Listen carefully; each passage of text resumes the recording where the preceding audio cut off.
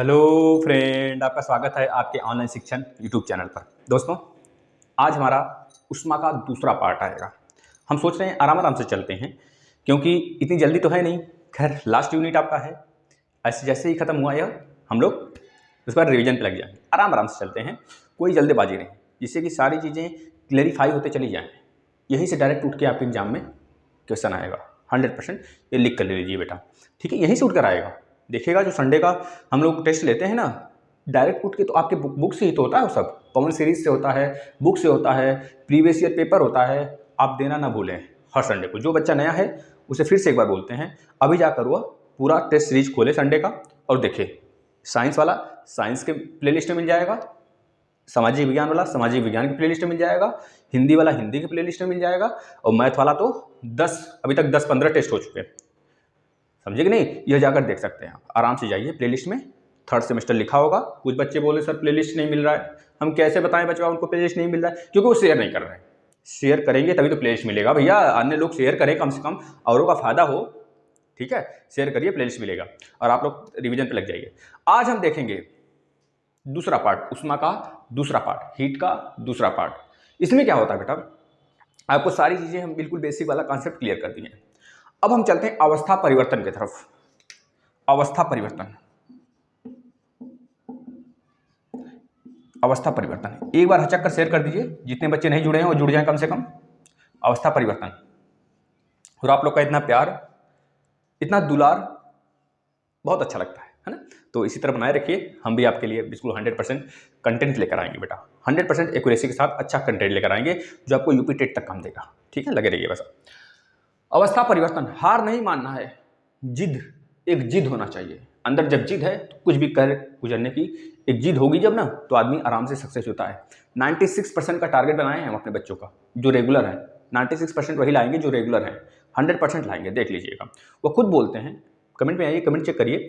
बच्चे खुद बोलते हैं सर आप जब पढ़ाते हैं ना, मतलब ऑनलाइन शिक्षण पे जो पढ़ाया जाता है उतना सब्जेक्ट में तो हमारा तय है, बस एक सब्जेक्ट कंप्यूटर नहीं चल रहा है ना, वो भी चलने लगेगा, आप घबराएं ना। जैसे ही साइंस खत्म होगा ना, तुरंत हम कंप्यूटर ले लेंगे। मात्र 2-3 दिन में, 5 दिन में मैक्सिमम खत्म कर देंगे आपका कंप्यूटर। आप बिल्कुल निश्चिंत रहें। अवस्था परिवर्तन, अवस्था परिवर्तन सर क्या होता है?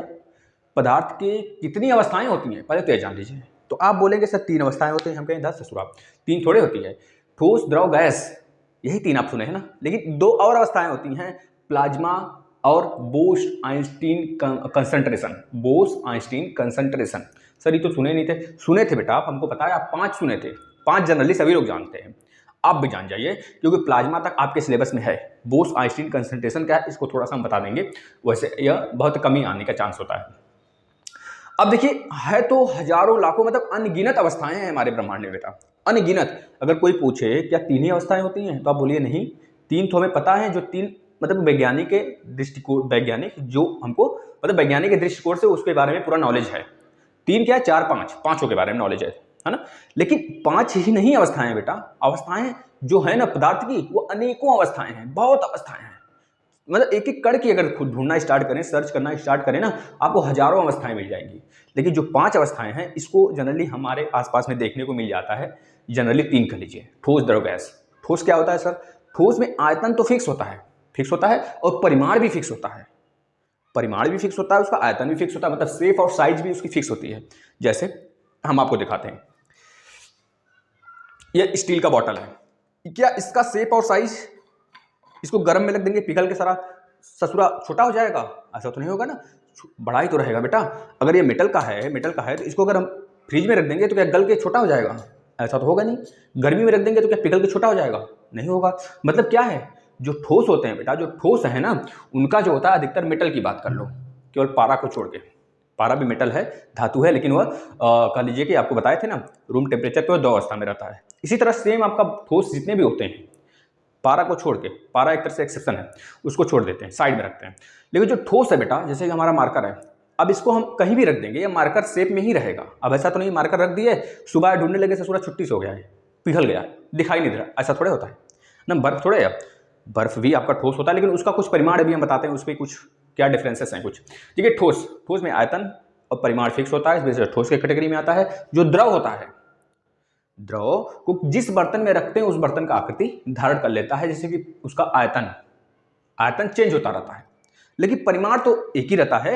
1 लीटर तेल है, कटोरी में डाल दिए, कटोरी का रूप ले लिया, लोटे में डाल दिए तो लोटे का रूप ले लिया, किसी बड़े थाली में डाल दिए तो थाली का रूप ले लिया, लेकिन 1 ही लीटर तेल है।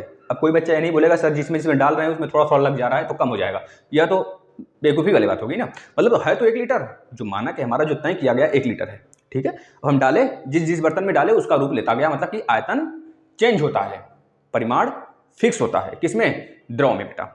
इस तरह गैस है, गैस में क्या हो जाएगा सर? गैस में ना ही परिमाण फिक्स होता है ना ही आयतन फिक्स होता है। ससुरा को अगर छोड़ देंगे गैस घर में तो घर का रूप ले लेगा, समझ रहे कि नहीं। और उसके जो अणु होते हैं बहुत दूर दूर होते हैं, बहुत दूर दूर होते हैं बेटा, इस वजह से उसका परिमाण भी फिक्स नहीं होता है, ये याद रखेंगे। नहीं तो जो हमारा 22 किलो का सिलेंडर आता है, 22 किलो का, उसमें 15 किलो 11 से 12 किलो गैस ही तो भरा होता है, गैस ही भरा होता है बेटा ना। अगर उसको हिलाएंगे ना तो उसमें क्या निकलेगा, मतलब उसको लगेगा कि पानी भरा है, लेकिन पानी थोड़े होता है। जब तक वो कंप्रेस किया गया है ना सिलेंडर में, तब तक वो लगेगा कि लिक्विड अवस्था में है, लेकिन जैसे ही वहाँ से खुलता है ना, गैस अवस्था में आ जाता है, उड़ने लगता है, भागने लगता है। चौथी अवस्था प्लाज्मा। प्लाज्मा क्या होता है सर? प्लाज्मा अगर आपको बता दें, प्लाज्मा के बारे में ज़्यादा नॉलेज नहीं लेना है आपको, बस इतना जान लीजिए, प्लाज्मा हमारे ब्रह्मांड में जितने तारे हैं, तारे जो है प्लाज्मा का ही रूप है। वैज्ञानिक के अनुसार बताया जाता है कि जो ब्रह्मांड में जितने भी तारे हैं बेटा ना, वो प्लाज्मा का ही रूप हैं, वो एक तरह से प्लाज्मा ही है, कह लीजिए, समझ लेंगे नहीं। और प्लाज्मा हमारे ब्रह्मांड में 96% बताया गया है अनेकों साइंटिस्टों द्वारा। अगर आप कहीं भी विकिपीडिया वगैरह पर सर्च करेंगे तो आपको मिल जाएगा यह डाटा, ठीक है, 96%, ठीक है बेटा। अगर प्लाज्मा की बात करते हैं, प्लाज्मा के बाद जो 5वां अवस्था होता है सर, वो क्या होता है? तो बताएंगे बोस आइंस्टीन कंसंट्रेशन, इसको लिख देते हैं, बोस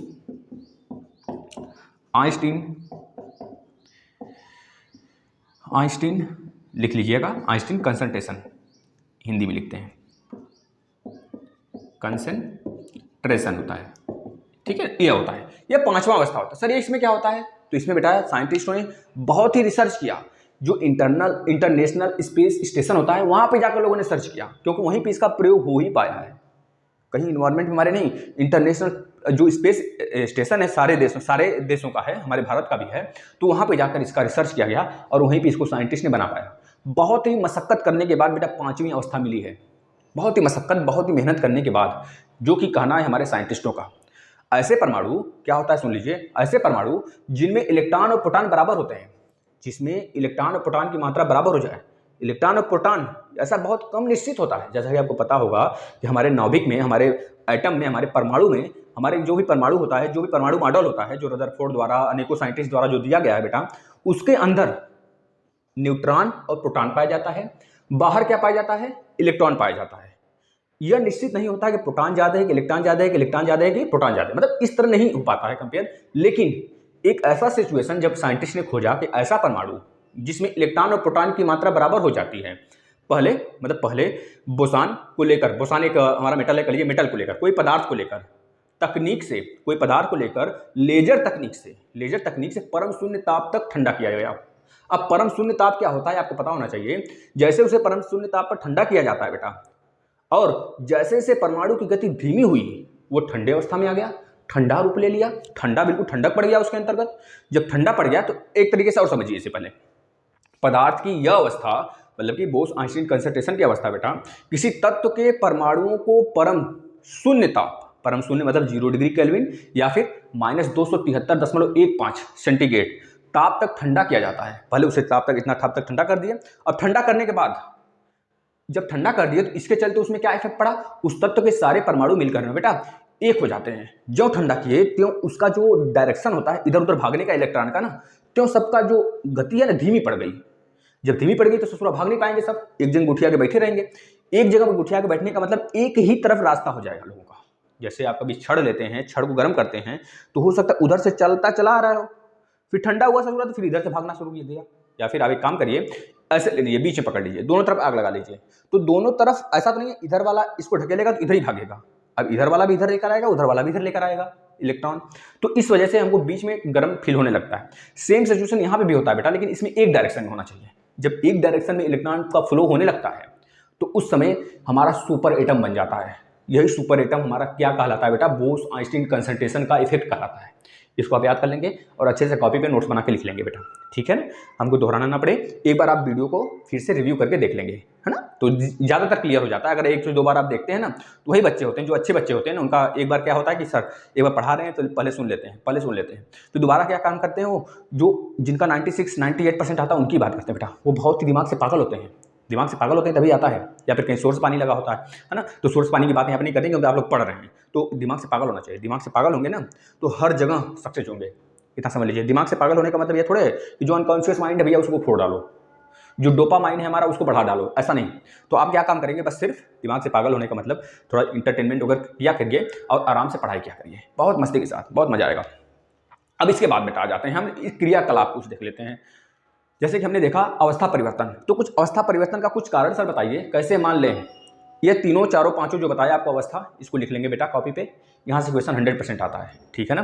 अब देखिए क्रियाकलाप, सर कुछ क्रियाकलाप के बारे में बताइए, तो हम बता रहे हैं बेटा। जैसे कांच का एक बीकर ले लीजिए, बर्फ का टुकड़ा उसमें डाल दीजिए, बर्फ का टुकड़ा उसमें डाल देंगे। अब उसको जो है ना, जो आपके यहाँ स्प्रिट होता है, जो लेबोरेटरी में स्प्रिट लैंप होती है, स्प्रिट लैंप जिसमें कि देखेंगे जो ठंडा लगता है, लेकिन ससुरा सबसे ज़्यादा गर्म होता है उसी में, ठीक है, सबसे ज़्यादा गर्मी होती है, सबसे तेज आग पकड़ता है बच्चा, क्योंकि उड़ता है, वो उड़ेगा ना बहुत तगड़े से, जैसे डीजल पेट्रोल ये सब उड़ते हैं, और थोड़ा सा भी इधर उधर बुझबुझाहट मिला आग का ना, फायर का, तुरंत ये पकड़ते हैं, खतरनाक तरीके से काम कर जाते हैं अपना, ठीक है। क्यों पेट्रोल की गाड़ियाँ थोड़ी सी गिरने के बाद गाड़ी जलने लगती है, बस जलने लगते हैं, क्यों? क्योंकि इनको थोड़ी सी तो एयर पुश करना होता है। अभी बताते हैं उसका कारण हम, उसमें क्या क्या कारण होते हैं, वाष्पन वगैरह भी कारण होता है कुछ, तो हम बताते हैं अभी। और देखिए क्रियाकलाप में सबसे पहले आप एक कांच का बॉटल लेंगे, कांच का परखनली ले लीजिए, मतलब कि बीकर ले लीजिए, उसमें बर्फ का टुकड़ा डाल दीजिए। अब उसे स्पीड से हल्का हल्का गर्म करेंगे, नॉर्मल ज्यों गर्म करेंगे आप त्यों थोड़ा सा बर्फ जो होगा पिघल के पानी में आ जाएगा, मतलब कि लिक्विड अवस्था में आ जाएगा, जल बन जाएगा। फिर हल्का से उसे गर्म किए तो फिर किसमें बदला भैया, वो वाष्प में बदलना शुरू हो जाएगा।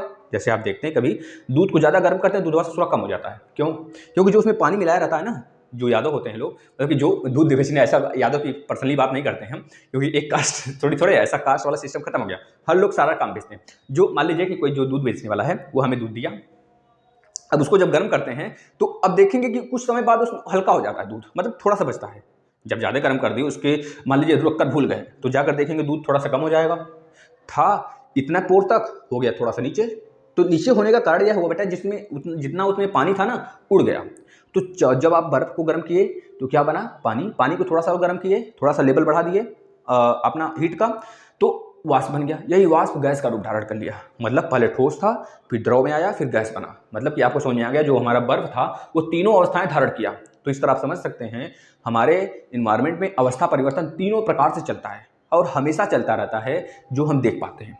अब देखिए यहां से हम कुछ बातें करते हैं आपसे। अब बताइए गलनांक क्या होता है बेटा? गलनांक मेल्टिंग पॉइंट, गलनांक यानी कि मेल्टिंग पॉइंट। मेल्टिंग पॉइंट क्या होता है, इतना तो इंग्लिश बोल सकते हैं ना, मेल्टिंग पॉइंट। अगर आप लोग मना कर देंगे तो नहीं बोलेंगे, 100% नहीं बोलेंगे, ठीक है। बोलने का मतलब ये होता है कि थोड़ा सा अगर आप नहीं जानते हैं तो जान जाएंगे कोई चीज़, इंग्लिश में भी जानना चाहिए बेटा, जानना चाहिए इंग्लिश में भी। अब ऐसी बात है टीचर लोग इंग्लिश नहीं पढ़ते हैं, पढ़ते हैं टीचर लोग इंग्लिश से ही लोग बहुत सारे लोग भी ये करते हैं, है ना। तो ऐसी बात नहीं है, आप लोग इंग्लिश थोड़ा बहुत तो जान ही सकते हैं, ठीक है। अब गलनांक, क्योंकि बहुत बच्चों का कमेंट आया था कि सर हिंदी में पढ़ाइए, तब इस बात को हमने बोला। अब देखिए गलनांक मतलब मेल्टिंग पॉइंट। मेल्टिंग पॉइंट मतलब समझ रहे हैं, वह निश्चित ताप जिस पर कोई ठोस जो है गर्म करने पर द्रव अवस्था में आ जाए, लिक्विड अवस्था में आ जाए। एक बार फिर सुनिए, वह निश्चित ताप जिस पर किसी ठोस को गर्म करने पर वो सीधा का सीधा ससुरा द्रव अवस्था में आ जाए, तो उसे क्या बोलते हैं भैया? गलनांक बोलते हैं। किसको गलनांक बोलेंगे? उस पदार्थ का वह गलनांक कहलाता है, उस पदार्थ का वह गलनांक कहलाएगा वह ताप जिस ताप पर कोई ठोस गल गया, ठीक है। समझ आ गया बेटा, गल गया ना। जैसे बर्फ का गलनांक अगर बोले कितना होता है तो बोलेंगे 0 डिग्री सेंटीग्रेड होता है, समझ आए, कल बताए थे ना। अगर बोले आपके पारे का गलनांक कितना होता है तो बोलेंगे माइनस कितना बताए थे कल, कमेंट करिएगा। पारे का गलनांक हमने कल बताया था, और आपके पेट्रोल का गलनांक बताया था कल। आपको कमेंट करना है बेटा, कमेंट करना है। कल वाला जो वीडियो बच्चे अच्छे देखे होंगे उनके लिए आज का पहला प्रश्न है कि वो बताएंगे पारे का गलनांक कितना होता है, माइनस में होता है, ये बता देते हैं माइनस में होता है। और जो आपका पेट्रोल होता है इसका गलनांक कितना होता है, माइनस में, ये बताएंगे। यह दोनों बात बताएंगे। और एक चीज़ और, टंगस्टन का भी बताएंगे। टंगस्टन हमने कल बताया था, टंगस्टन का बेटा, टंगस्टन जो बल्ब की फिलामेंट लगी होती है, टंगस्टन का भी गलनांक बताएंगे आप, माइनस में कितना होता है। माइनस में होता है, कितना होता है यह बताना है हमको बस, गलनांक कितना होता है सब बताएंगे आप, कहीं से भी बताइए। जो हमने डाटा लिखा है क्या हमने सही बताया है आपको? कैसे आप समझ जाते हैं कि हमने सही बताया है? आप कैसे समझ जाते हैं हम सही बताए हैं बेटा? आपको कुछ तो पता रहना चाहिए, सब सर्च करिए थोड़ा बहुत तो आपको पता चलेगा, नहीं तो फिर कल वाला वीडियो जो हम बताएं उसको देखिए। अब देखिए यहाँ पे क्वथनांक क्या होता है, हमने गलनांक पढ़ लिया, तो क्वथनांक क्या होता है सर? क्वथनांक मतलब बॉइलिंग पॉइंट, लिखिए क्वथनांक मतलब बॉइलिंग पॉइंट। अभी आपको एग्जांपल देंगे, बॉइलिंग पॉइंट, बॉइलिंग पॉइंट। अब बॉइलिंग पॉइंट क्या होता है सर? बॉइलिंग पॉइंट मतलब वह निश्चित ताप जिस पर कोई द्रव उबलता है। जब वह निश्चित ताप जिस पर कोई द्रव उबलता है तो तब वो गैसीय अवस्था में बदल जाता है। जब गैसीय अवस्था में बदलता है तो वह जिस पर द्रव में बदलता है, जिसमें गैस में बदलता है, वही ताप उसका क्वथनांक कहलाता है। एक बार फिर से सुनिए, वह निश्चित ताप जिस पर कोई द्रव उबलता है, जिस पर कोई द्रव उबलता है और गैसीय अवस्था में बदलती है, मतलब तुरंत गैसीय अवस्था में बदल जाता है, वह दिए गया द्रव को ताप जिस ताप पर वह द्रव अवस्था में से वाष्प में बदलता है, वही उसका क्वथनांक हो जाता है। बात क्लियर है? अब यहां से देखिए, अगर बोला जाता है आपको पानी का क्वथनांक कितना होता है, तो बोलेंगे 100 डिग्री सेंटीग्रेड होता है। ये चीज याद रखेंगे बेटा, 100 डिग्री सेंटीग्रेड पानी का। लेकिन अगर बोलेंगे वाष्प का तापमान कितना होता है, मतलब कि आपको कल एक फार्मूला बताए थे, फार्मूला लिख देंगे, फटाक से फार्मूला लिखेंगे, गुप्त उष्मा का, विशिष्ट उष्मा जिसे बोलते हैं, गुप्त उष्मा का हमने फार्मूला बताया था। क्या बताया था? Q इक्वल टू, ऐसे बताया था बेटा, चलिए बता देते हैं, MS डेल्टा T। अब इसमें हमने बताया था जो यस है आपका, यही तो गुप्त उष्मा है, तो यस बराबर आपने बता दिया था Q इक्वल टू Q अपान में M into delta T. M द्रव्यमान है, डेल्टा टी तापांतर है। यही फार्मूला कल हमने बताया था। सारे बच्चे एक बार कमेंट बॉक्स में जरूर लिखेंगे। जो बच्चे अच्छे से प्रिपेयर करना चाहते हैं, जो 96% गेन करना चाहते हैं बेटा, वह लिखेंगे। और ये चीज़ यूपी टेट वगैरह के लिए बहुत फायदेमंद होगा। आगे आप जो भी आप एग्जाम देंगे, इस क्लास से बहुत ज़्यादा फायदा मिलेगा आपको। अब देखिए, आपको पता चलेगा क्वथनांक क्या होता है, गलनांक क्या होता है। अब एक बात कर लेते हैं, जैसे कि आप जब कुकर में खाना पकाते हैं बेटा, तो क्यों खाना जल्दी पक जाता है? क्यों हम कढ़ाई में पकाते हैं तो कच्चा रह जाता है थोड़ा बहुत? अगर उतना ही ताप से दोनों का ताप समान दें तो जल्दी खाना कुकर में पकता है। क्यों? क्योंकि कुकर का नाम ही होता है प्रेशर कुकर। ससुरा, प्रेशर कुकर का मतलब क्या? उसमें प्रेशर लगा होता है, प्रेशर होता है उसमें, देखेंगे तो उसमें सेफ्टी वाल्व होता है और प्लस सीटी होती है। सेफ्टी वाल्व तब काम करता है जब सीटी काम करना बंद कर देती है। तो सेफ्टी वाल्व का यही काम होता है। जैसे कि हमारे धरती में बेटा जगह जगह ज्वालामुखी होता है, जब धरती में हलचल होता है ज्वालामुखी निकलता है। उसी तरह जब सीटी काम करना बंद करता है तो सेफ्टी वाल्व अपना काम शुरू कर देता है। लेकिन सेफ्टी वाल्व भी ससुरा काम बंद कर दिया ना, तब कुकर फट जाएगा, फिर उसी समय दुर्घटना घट जाती है ना। तो कुकर में बेटा जो क्वथनांक होता है वो क्या होता है? प्रेशर के कारण बढ़ जाता है। प्रेशर बढ़ता है और क्वथनांक भी बढ़ता है, दोनों को बढ़ने के कारण खाना जल्दी पक जाता है। बस यही चीज आप लिख लेंगे, कुकर में खाना क्यों जल्दी पकता है, ठीक है ना। अब देखिए, पानी की अपेक्षा हम बताते हैं भाप से क्यों जल्दी जला जाता है। ये आपके पेपर में आ सकता है ये चीज। देखिए आखिर क्यों पानी की अपेक्षा हम लोग भाप से जल्दी जल जाते हैं। ऐसा तो लड़कियां पता नहीं, मतलब जो गर्ल्स होती हैं, जो घर की मम्मी होती हैं, दादी होती हैं, सिस्टर होती हैं, ये सब लोग कम जलती होंगी, क्योंकि उनको हैबिट हो गया होगा खाना बनाते बनाते। लेकिन जो लोग नहीं बनाती हैं हो सकता है वो जल जाए, लेकिन हम लोग बहुत ज़्यादा जलते हैं। हम तो बहुत ज़्यादा जले हैं, हम तो रोटी बनाते हुए जले हैं। रोटी जब बनाते थे बेटा ना, फूल जाता था रोटी, उसमें जब उंगली मतलब थोड़ा बहुत अगर फूट गया ना, अचानक से फूटने के बाद उसमें जो वाष्प होता था बेटा, वो सीधे हाथ पे आता था थोड़ा, और पूरा जल जाता था। मतलब इस तरह हमने बहुत अभी भी खाना बनाते हैं, बहुत अच्छे तरीके से खाना बनाते हैं, तो जल जाता है। कभी सब्जी देखिए, सब्जी जब आप बना रहे हैं तो जो उसका प्लेट जिससे ढके उसको हटाएंगे, तुरंत सीधे मुंह पे आएगा, साला सब कुछ मुंह पे आ जाएगा उसका भाप, तो मुंह पे बिल्कुल लगे कि अब जल गए, ऐसे तुरंत हटाते हैं ना। तो यही होता है गुप्त उष्मा बेटा, क्योंकि जो हमारा जल होता है, जो हमारा बेटा, क्योंकि जो वाष्प होता है, वाष्प की गुप्त उष्मा होती है बेटा, वह वाष्प में ज़्यादा होती है, वाष्प की गुप्त उष्मा ज़्यादा होती है कंपेयर टू पानी के, लिक्विड के। ये चीज़ याद रखेंगे क्यों होता है, अभी इसका कारण बताते हैं। दूसरी बात आप लिखेंगे, 0 डिग्री सेंटीग्रेड पर बर्फ को गर्म करने पर 0 डिग्री सेंटीग्रेड का द्रव बनता है। 0 डिग्री सेंटीग्रेड पर बर्फ को गर्म करने पर 0 डिग्री सेंटीग्रेड का द्रव बनता है। यह काम लिखेंगे। इसके बाद लिखेंगे इसके आगे, बर्फ का गुप्त उष्मा 80 कैलोरी प्रति ग्राम होता है। यह बात लिख लीजिए, फटाक से कॉपी पे लिखिए। तीसरी बात नोट डाल के लिखेंगे बेटा, 100 डिग्री सेंटीग्रेड का द्रव 100 डिग्री सेंटीग्रेड का वाष्प में बदलता है जब, तब वाष्प की गुप्त उष्मा जो होती है 540 कैलोरी प्रति ग्राम होती है। इसी वजह से हम लोग जल जाते हैं। बात क्लियर हुआ? जब 100 डिग्री सेंटीग्रेड का द्रव है, 100 डिग्री सेंटीग्रेड का ही वाष्प बनेगा। अब देखिए 100 डिग्री सेंटीग्रेड का वाष्प है, लेकिन उसमें अगर वाष्प की गुप्त उष्मा की बात करते हैं बेटा, तब वो 540 डिग्री मतलब 540 कैलोरी प्रति ग्राम होता है उसमें ऊर्जा। इस वजह से हम लोग जल जाते हैं। लिख लेंगे जो वाष्प की गुरुत्व ऊष्मा होती है बेटा 540 कैलोरी प्रति ग्राम होती है। इस वजह से हम लोग बहुत तेज जलते हैं, क्योंकि 100 डिग्री ही तो पानी है, 100 डिग्री सेंटीग्रेड पानी पर से चीज कितना ज़्यादा वाष्प हो जा रहा है, समझ रहे नहीं। इस वजह से बेटा हम जल जाते हैं। यही कारण था कि वाष्प से जलन बहुत काफ़ी दर्द करता है, दर्द भरा होता है। लेकिन पानी से जलना थोड़ा सा ठीक हो सकता है, लेकिन वाष्प अंदर तक चला जाता है और जलन काफ़ी ज़्यादा होती है उस समय, है ना। लोग टूथपेस्ट वगैरह लगाते हैं, ठंडक बर्फ वगैरह रगड़ते हैं, तब जाके सही होता है।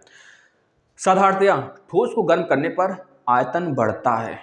एक चीज़ लिखेंगे, अभी इसको खुलासा करते हैं। साधारणतया जितने भी ठोस होते हैं अगर उसको गर्म करेंगे ना तो उसका आयतन बढ़ जाएगा। लेकिन कुछ ऐसे भी ठोस हैं जो हमारे नज़र में होते हैं जिनको गर्म करने पर उनका आयतन घटता है। कैसे सर, कौन कौन है? तो तुरंत बताएंगे। नरम लोहा मतलब समझ रहे, वो लोहा नहीं जो उससे रेल की पटरियाँ बनती हैं, वो नहीं बेटा, वो तो बिल्कुल परफेक्ट लोहा होता है। उसे कहते हैं पिटवा लोहा, है ना। और जो यह होता है बेटा नरम लोहा, इसको अगर गर्म करेंगे ना तो ये अपना आयतन क्या करेगा बेटा, घटा लेगा। जैसे बर्फ है, बर्फ को गर्म करिए तो बर्फ अगर पिघला तो उसका आयतन क्या होगा, घटेगा। ठीक है, ये चीज़ याद रखेंगे बेटा। एंटीमनी भी, इसका आयतन भी घट जाएगा गर्म करने पर। इसी तरह बहुत सारे हैं हमारे इन्वायरमेंट में, हमारे आसपास बहुत सारे ठोस पदार्थ हैं जिसको गर्म करने पर उनका आयतन घट सकता है। लेकिन साधारणतः जितने भी ठोस होते हैं उनका आयतन बढ़ता है गर्म करने पर। ये चीज़ पता रहना चाहिए। अब बताएंगे आप लोग कुछ क्वेश्चन, आपके लाइफ से जुड़ी हुई क्वेश्चन है, क्योंकि आपके पेपर में आएगा बेटा ऐसा। देखिए जब एक गिलास पानी ले लेते हैं, एक गिलास पानी है बेटा, इस एक गिलास पानी में अगर यहाँ पे एक बर्फ का सिल्ली ले लेते हैं, बर्फ का छोटा छोटा सिल्ली लेते हैं गुटका, इसमें है और पानी का लेवल इतना ही है जब ये बर्फ में डाले गए थे। जैसे ही बर्फ पिघलता है, बर्फ जैसे ही पिघलेगा तैसे पानी का लेवल क्या होगा, आप लोग बताइए, फटाक से बताइए। पानी का लेवल क्या होगा, बढ़ेगा घटेगा? तो आप बोलेंगे सर पानी का लेवल उतना ही बना रहेगा, क्योंकि पहले से तो वो पानी में है ही, तो उतना ही लेवल रहेगा, चाहे पिघले चाहे वैसे रहे हो, चाहे गुटके के रूप में रहे, चाहे ठोस के रूप में, चाहे पिघल जाए, तो पानी के लेवल में कोई चेंजिंग नहीं होने वाली है। दूसरा क्वेश्चन ये बताएंगे, बर्फ आखिर पानी पे क्यों तैरता है? तो बोलेंगे क्योंकि जो बर्फ का घनत्व होता है ना, बर्फ का आयतन बेटा, बर्फ का आयतन जो होता है ना पानी से कम होता है। अभी तो बताया हमने, क्योंकि जब पिघलेगा तो कम हो जाएगा आयतन। ठोस में बताया ना, कुछ ऐसे ठोस हैं जिनका जो पिघलने पर आयतन कम कर देते हैं अपना। उसी तरह आपका बर्फ भी था है, बर्फ क्या काम करेगा, जैसे पिघलेगा इसका आयतन कम हो जाता है बेटा। और आयतन कम होने के कारण डेंसिटी मतलब घनत्व इसका ज़्यादा, घनत्व बेटा, आयतन नहीं, डेंसिटी मतलब घनत्व की बात कर रहे हैं, डेंसिटी नहीं, आयतन नहीं बेटा, घनत्व। डेंसिटी अलग चीज़ है, घनत्व क्या होता है बर्फ का बेटा, कम होता है, इस वजह से यह तैरता है। अगर इसमें लोहे की कील डाल दे तो डूब जाता है, क्योंकि उसकी घनत्व पानी के कंपेरिजन में ज़्यादा है। बर्फ का घनत्व जब कम है इस वजह से तैर रहा है। तो दो कारण समझ में आ गया, दोनों आप कॉपी पे लिख लेंगे बेटा। इसके बाद एक चीज़ और बताएंगे, बर्फ को बेटा अगर दाब डालें, बर्फ के ऊपर जब दाब डालें तो क्या फर्क पड़ेगा। बर्फ के ऊपर जब दाब डालेंगे तो हमारे हाथ से वो गुप्त उष्मा लेने लगेगा ससुरा, और गुप्त उष्मा लेने की वजह से वो अपना जो ताप होगा ना अपने चारों तरफ का, वो घटा लेगा। इस वजह से बर्फ तेजी के साथ नहीं पिघलता है। यह बात आप लिख लेंगे कि जब हम बर्फ पे प्रेशर डालते हैं तो बर्फ का पिघलना कम हो जाता है।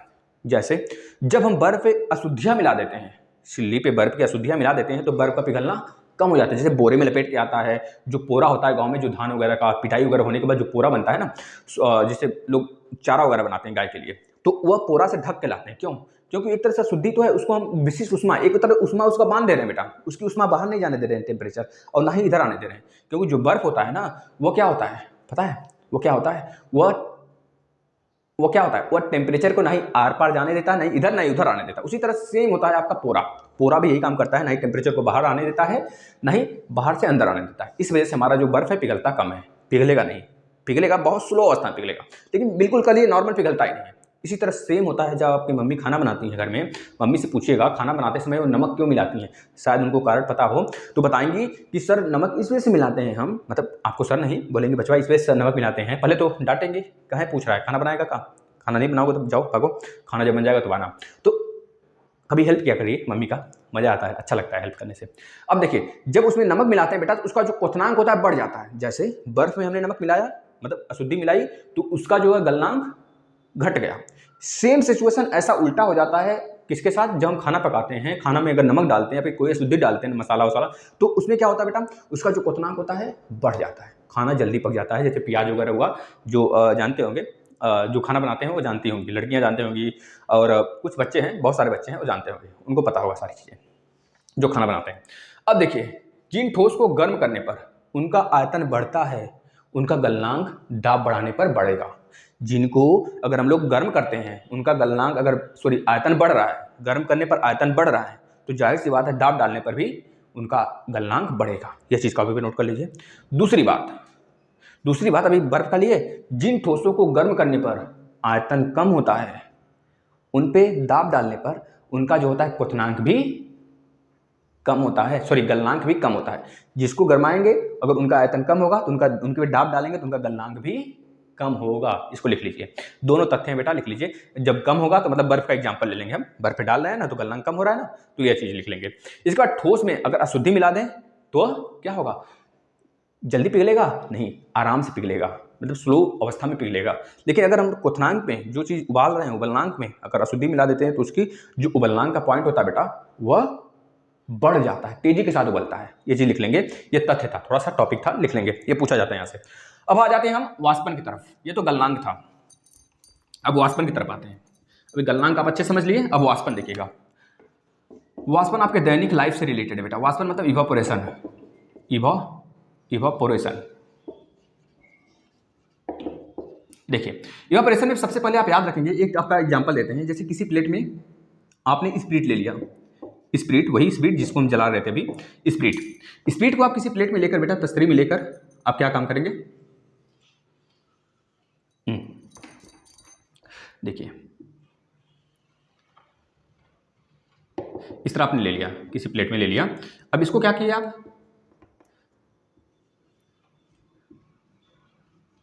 इस तरह बना लीजिए, तस्तरी बन गया भैया। अब इस प्लेट में आपने रख लिया स्पिरिट। अब स्पिरिट को कमरे में छोड़ दीजिए। कुछ देर तक छोड़ने के बाद देखेंगे जो स्पिरिट है बेटा वाष्प में परिवर्तित हो जाएगा। यही होता है वाष्पन।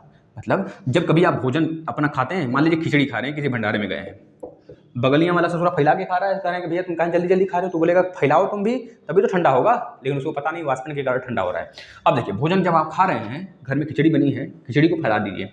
खिचड़ी को जब फैलाएंगे तो ऊपर फफिया पड़ जाएगा, फफिया मतलब कि थोड़ा सा गर्म जब ठंडा होने लगता है तो ऊपर का लगेगा सूख गया है, और नीचे फिर से चम्मच से अगर उसको हिलाएंगे ना, अंदर फिर से वही धुआं निकलेगा अच्छे से, तुरंत खाएंगे तो फिर जल जाएगा।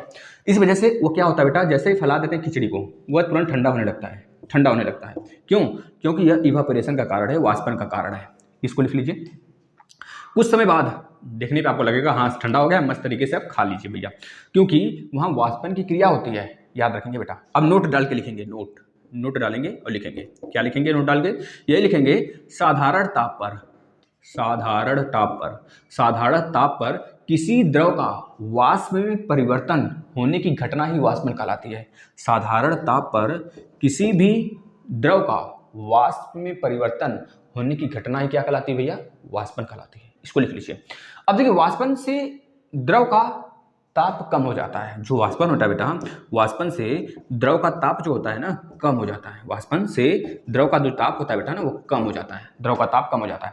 अब वाष्पन के सर कारण बता दीजिए कुछ, किस बात पे निर्भर करता है वाष्पन? तो ध्यान से समझिए, अभी इसका हम आपके दैनिक जीवन से एग्जाम्पल उठाने वाले हैं, बहुत ही बेहतरीन तरीके से। आप देखिएगा क्या क्या भैया कारण है वाष्पन का। तो पहला कारण लिख लेंगे, जो द्रव के पृष्ठ का क्षेत्रफल होता है, पृष्ठीय क्षेत्रफल भी एक कारण बनता है। पृष्ठीय क्षेत्रफल बढ़ा है तभी तो हमारा भोजन ठंडा हुआ, पृष्ठीय क्षेत्रफल बढ़ा है तभी तो स्पिरिट वाष्प में बदल गया। क्यों?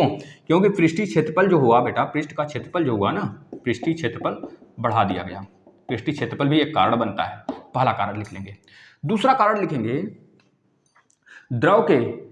द्रव का ताप पर निर्भर करता है। द्रव का ताप अगर ज्यादा है उस पर निर्भर करेगा। अगर द्रव का ताप कम है तो उसमें वाष्पन कम होगा, जब द्रव का ताप ज्यादा है तो उसमें वाष्पन ज्यादा होगा। इस तरह द्रव के ताप पर भी निर्भर करेगा, द्रव के ताप पर भी निर्भर करेगा क्या? वाष्पन, या कंडीशन है बेटा वाष्पन का। लिखते चलिए। तीसरी बात क्या होगी सर? तीसरी बात लिखेंगे, द्रव की आसपास की हवा पर निर्भर करेगा। जब हवा बह रही है तो वाष्पन तगड़ी होगी। अभी बताते हैं, आप देखिए, बिल्कुल आसान तरीके से समझेंगे। जैसे आप कभी कपड़ा डालते हैं गर्मी के दिनों में या फिर ठंडी के दिनों में, बदली हुई है, बादल वगैरह घेरा है, तो उस समय आपका जो कपड़ा बेटा जल्दी नहीं सूखता है, क्योंकि वहाँ पे जो वाष्पन होता है कम होता है। वाष्पन कम होता है इन्वायरमेंट में। लेकिन अगर वाष्पन ज़्यादा है, जिस दिन मौसम खुला हुआ है, जिस दिन मौसम अगर खुला है उस दिन क्या होगा, आपका कपड़ा जल्दी सूख जाता है। क्यों? क्योंकि उस समय वाष्पन जो होता है बेटा तगड़ा वाला होता है। वाष्पन जिस दिन कम रहेगा उस दिन आपका कपड़ा जल्दी नहीं सूखेगा। जिस दिन वाष्पन ज़्यादा रहेगा, हवा वगैरह जल्दी चलता रहेगा ना, बहुत तेज़ी के साथ चलता रहेगा, तो आपका कपड़ा जल्दी सूख जाता है। इसका कारण होता है वाष्पन का। तो बस वही चीज़ है कि हवा पे भी निर्भर करेगा, हवा पर निर्भरता लिख लीजिए, हवा का चलना लिख लीजिए, हवा का चलना, हवा के चलने पर भी निर्भर करेगा बच्चों। इसके बाद नेक्स्ट लिखेंगे, आपके आसपास हवा का चलने पर निर्भर करेगा। इसके बाद वायु की आर्द्रता की मात्रा कितनी है, उस समय जिस वायुमंडल में आप हैं, जिस जगह आप हैं वहाँ पे आर्द्रता कितनी है, वायु की आर्द्रता पर भी निर्भर करेगा। अगर आर्द्रता ज़्यादा है तो कपड़ा जल्दी नहीं सूखेगा, अगर आर्द्रता कम है तो कपड़ा जल्दी सूख जाएगा बच्चा, ठीक है ना। और जब आर्द्रता कम है तो वाष्पन ज़्यादा होना चाहिए, जब आर्द्रता कम है तब वाष्प ज़्यादा होना चाहिए, तभी आपका कपड़ा जल्दी सूखेगा। लेकिन जब आर्द्रता ही ज़्यादा है तो वहाँ पे वाष्पन तो कम होगा ऑटोमेटिक। जैसे ठंडी के दिनों में क्या होता है, वाष्पन ज़्यादा होता है? नहीं होता है। क्यों? आप यही चाहते हैं हमारे शरीर से वाष्पन कम हो तब हमको ठंडी कम लगेगा, वाष्पन ज़्यादा होगा तो ठंडी लगेगा। खोल के थोड़े रखते हैं आप अपनी स्किन को, ढक के रखते हैं ना, ऑयल क्रीम लगाते हैं। क्यों? क्योंकि हमारे शरीर से वाष्पन कम हो। जो ऑयल क्रीम लगाते हैं, ऑयली क्रीम, वही आपके वाष्पन को कम कर देता है, समझ रहे हैं। इस वजह से अगर नहीं लगाएंगे तो रूखा हो जाता है। क्यों? क्योंकि जब वाष्पन होगा ना तो आपकी जो गर्मी है शरीर की हीट मतलब इन्वायरमेंट में चली जाती है, इस वजह से आपका जो स्किन है रूखा हो जाता है। ऑयल क्रीम लगाने से जो सेल होते हैं, जो स्किन होता है बंध जाता है, पैक हो जाता है। इस वजह से हमारा जो वाष्पन होता है शरीर से कम होता है स्किन से, लिख लीजिए। इसके बाद नेक्स्ट लिखेंगे वायु की आर्द्रता की मात्रा पर, हो गया भैया। इसके बाद नेक्स्ट लिखेंगे द्रव के गुण पर। वो द्रव क्या है, दूध है, चीनी, मतलब किससे मिला हुआ उसके गुण पर निर्भर करेगा, द्रव के गुण पर भी निर्भर करेगा आर्द्रता, मतलब कि वाष्पन। इसके बाद वायु के दाब पर निर्भर करेगा, वायु में हम दाब डाल रहे हैं कि नहीं, वायु के दाब पर भी निर्भर करेगा।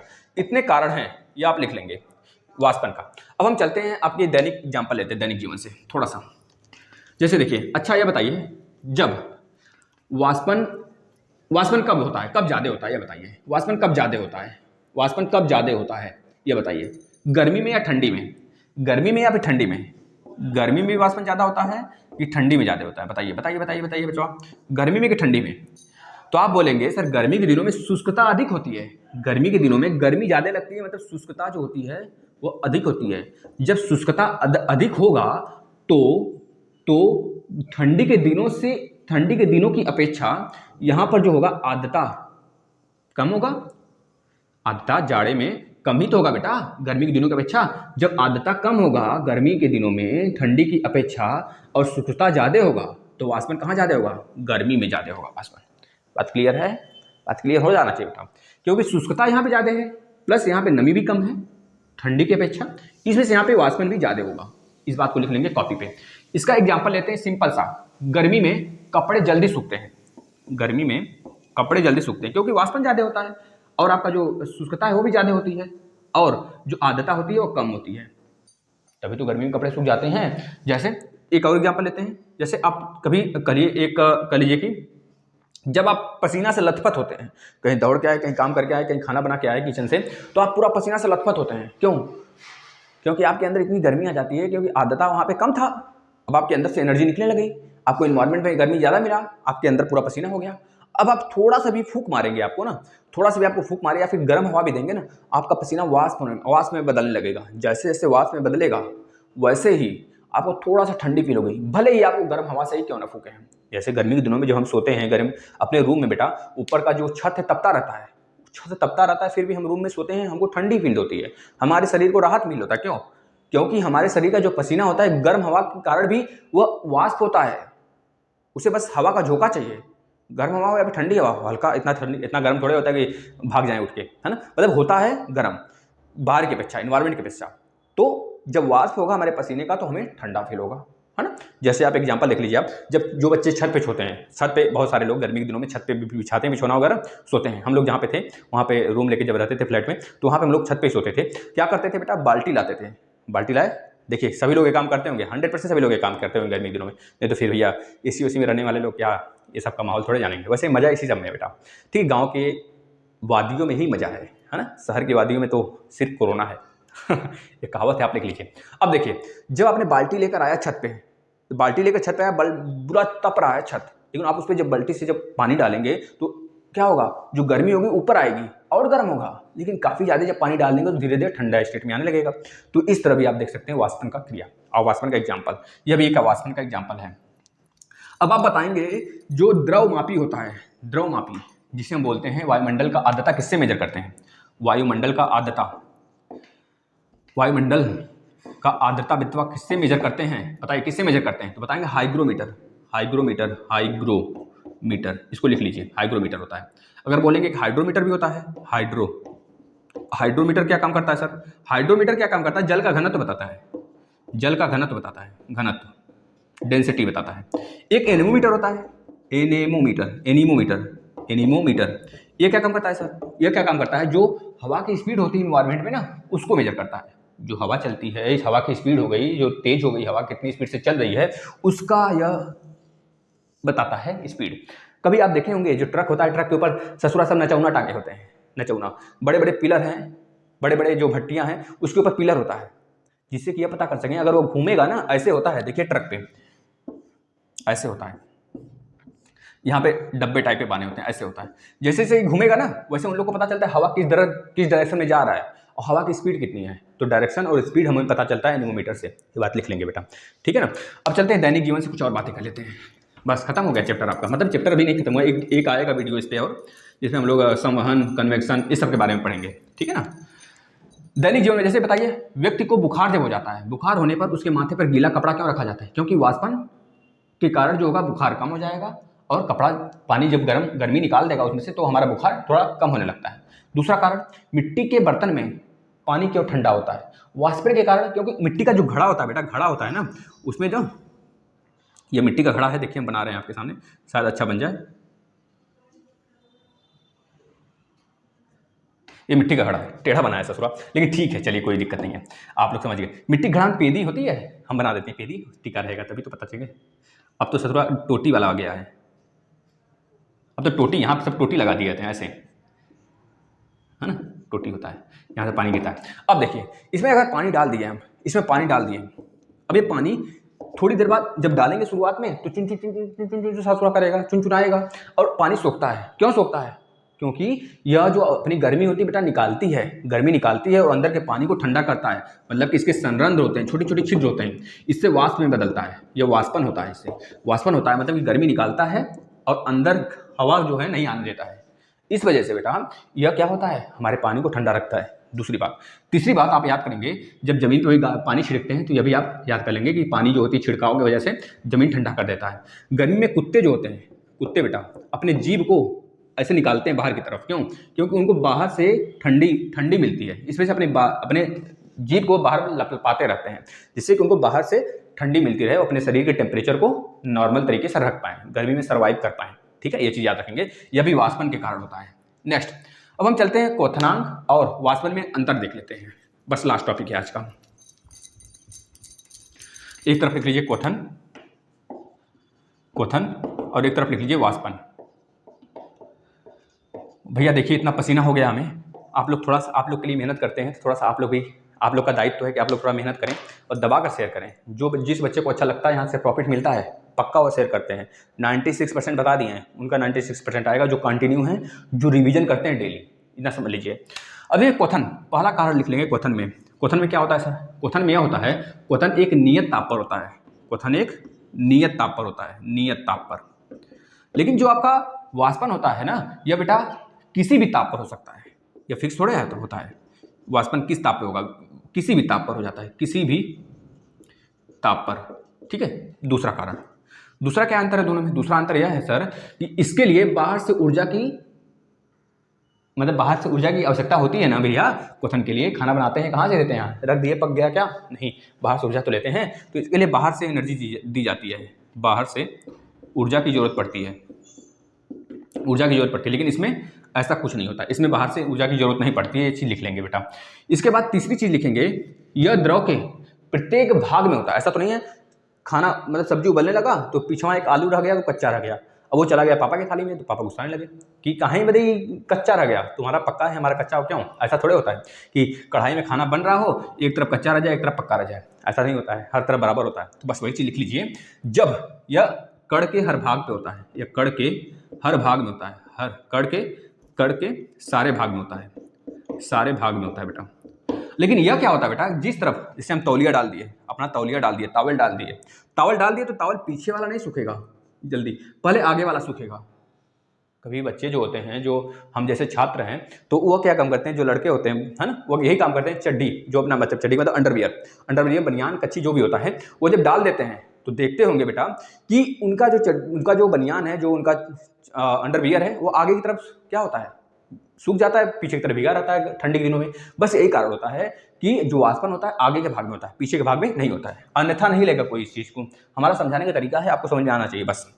मतलब यह कण के हर भाग में नहीं होता है, लिख लेंगे, सिर्फ आगे होता है। चौथा चीज का क्या डिफरेंस है, यह तीव्र प्रक्रिया में होता है। यह तीव्र प्रक्रिया में होता है। ऐसा तो नहीं है कि कपड़ा डाल के चले गए, मतलब कि जैसे कपड़ा डाल दिए तो 1 घंटे 2 घंटे शाम को आ रहे हैं उतारने छत से, शाम को आ रहे हैं उतारने, मतलब शाम तक सूखा जाए। लेकिन खाना अगर शाम तक बनेगा तो कब तक खाओगे, मतलब कब खाओगे, शाम तक अगर पकेगा ही कब खाना खाएंगे, तब तक तो रात का टाइम हो जाएगा डिनर का, समझ रहे नहीं। तो इस वजह से इसमें तीव्र काम होता है बेटा, तीव्र प्रक्रिया होती है, इसमें स्लो प्रक्रिया होती है, मतलब कि मंद प्रक्रिया होती है। आप लिख लेंगे, यह वाष्पन जो होता है मंद प्रक्रिया से होने वाला काम है, जो क्वथनांक है यह ज़्यादा तेज तीव्र प्रक्रिया से होने वाला काम है। पांचवा लिख लेंगे बेटा, इस प्रक्रिया में जो होता है आवाज़ होता है। देखते होंगे जब गैस जलता है तो सुनसुनाहट की आवाज़ आती है, लेकिन इसमें कोई आवाज़ नहीं होता है। यह आप लिख लेंगे 5वें में।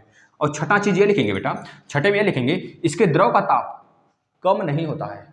इसके द्रव का ताप कम नहीं होता, लेकिन इसमें जो द्रव का ताप होता है कम होता है, ठीक है।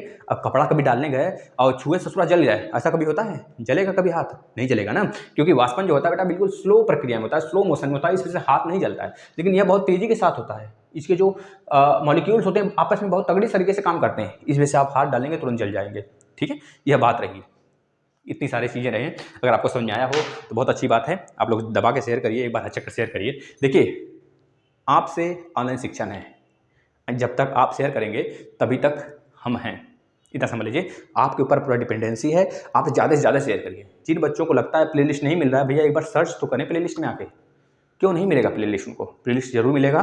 प्लेलिस्ट में नीचे आएंगे तो उनको मिल जाएगा। जो बच्चे भैया जानते हैं थोड़ा सा शेयर कर दिया करें, उनसे थोड़ा सा विनम्र निवेदन है, वो शेयर कर दिया करें, जैसे कि इस तरह बच्चे भटक रहे हैं जो उनको भटकना ना पड़े, है ना। आप लोग शेयर करेंगे, फिर वह शेयर करेगा, फिर वह शेयर करेगा, इस तरह क्या होगा, वहाँ तक पहुँच जाएगा जिसको ज़रूरत है, ठीक है बच्चा। तो आप लोग शेयर किया करिए, थोड़ा सा अपने टीचर्स का भी ध्यान दे दिया करिए, है ना। हर समय किसी दूसरे का ध्यान देने से थोड़ा सा कुछ सेकंड हमारे लिए निकाल देंगे ना शेयर करने में, तो आपका ही फायदा होगा, क्योंकि जब हमें मोटिवेशन मिलेगा ना तो आपके लिए बहुत अच्छे कंटेंट्स लाएंगे। वैसे तो कंटेंट्स लाते रहेंगे, क्योंकि प्यारे प्यारे बच्चे हैं हमारे पास, उनके लिए, और जो शेयर करते हैं उनके लिए धन्यवाद, उनका मैं शुक्रगुजार हूँ, ठीक है। आपका सारे क्लास टाइम से खत्म होगा, आप लोग बिल्कुल ना घबराएं और आराम से पढ़ते चलें रिवीजन के साथ। संडे को टेस्ट देना नहीं भूलेंगे, ठीक है दोस्तों। चलिए, धन्यवाद।